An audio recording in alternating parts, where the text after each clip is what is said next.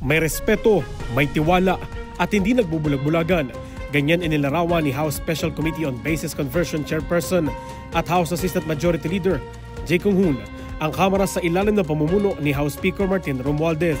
Ayon kay Congressman Kung-hoon, walang sunod-sunuran sa Kamara. Lahat sila'y hindi pinipilit at hinahayaang magdesisyon batay sa kanilang pansariling prinsipyo at pananaw.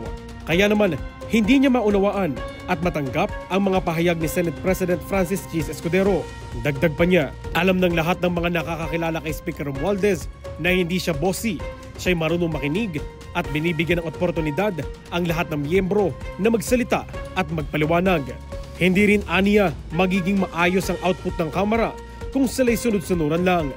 Ito'y bunga umano ng maayos na direksyon at solid na teamwork ng mga mambabatas. Para naman kay House Assistant Majority Leader Paulo Ortega V, pinagmumulan ng guidance at inspirasyon ng mababang kapulungan si Speaker Romualdez.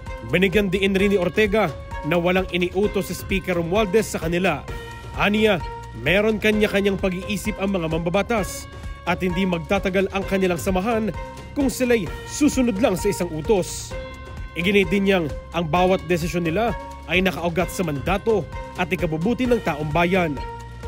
Para sa totoong balita sa Bagong Pilipinas, Simon Ong, Congress News.